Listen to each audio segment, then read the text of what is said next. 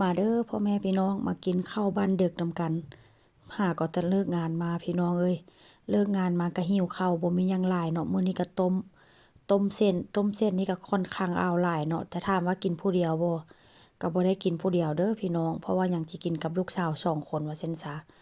มื้อนี้ก็สิต้มเส้นพี่น้องเอ้ยต้มเส้นนี่ก็บ่ได้ต้มใส่หยังหลายเด้อสิต้มใส่เนื้อไก่ง่วงแล้วก็ปรุงเครื่องเล็กๆน้อยๆเนาะเครื่องที่ว่าจะใส่นี่ก็แบบว่าค่อนข้างจะปรุงแบบว่ารสจัดได้จักหน่อยพ่อแม่พี่น้องสิสดน้ำร้อนๆพี่น้องเอ้ยสิให้สดแบบว่าเข้ากับบรรยากาศตอนฝนตกลิ้นพี่น้อง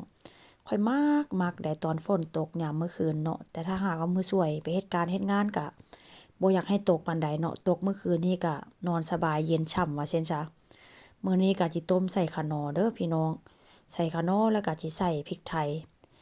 นี่เป็นพริกไทยดำพี่น้องเวลากินต้มเส้นเนาะ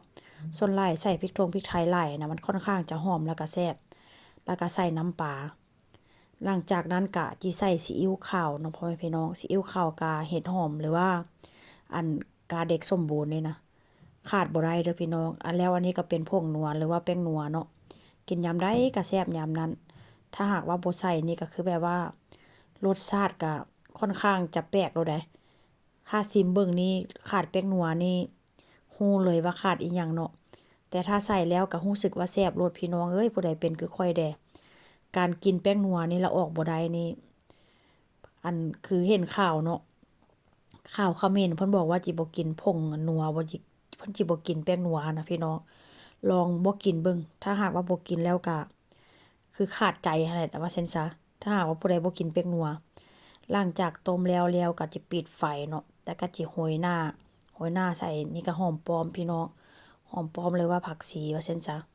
หอมห่วยๆเนาะกินซ้ำนี้ก็แซ่บแล้วล่ะพี่น้องเอ้ยเลิกงานมาไม่เมื่อยสดร้อนๆหันสิไปกินข้าวก็คือว่าหั่นล่ะเนาะข้าวเพราะว่ามื้อนี้ก็บ่ได้หุงข้าวว่าซั่นซะก็เลยกินง่ายๆแบบนี้เนาะผู้ใดอยากกินน้ำข้อยก็มาเด้อพี่น้องการเฮ็ดงานนี่ก็ค่อนข้างจะเร่งจะรีบมื้อใดก็ได้มีเส้นหมี่หรือว่าเส้นมาม่าหรือว่าเส้นอันก๋วยจั๊บญวนนี่ติดบ้านไว้ก็เป็นการดีเดะถ้าหากว่าผู้ใดเฮ็ดงาน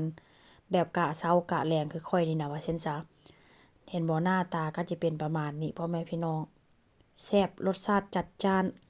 แล้วก็สิเติมพริกเข้าไปนี่ก็รู้สึกว่าสีสันนี่ก็มาโลดได้พี่น้องพริกนี่ก็ค่อนข้างจะเผ็ดเพราะว่าเป็นพริกที่แบบว่าคั่วแล้วก็ตำเองว่าซั่นซะค่อนข้างจะจัดจ้านหอมได้พี่น้องพริกที่ว่าเราคั่วเองนี่นะหอมกว่าพริกที่แบบว่าเราไปซื้อมาว่าซั่นซะแต่ว่าก็เอามาแต่บ้านพุ่นล่ะเนาะเอามาแต่ลาวพุ่นล่ะว่าซั่นซะ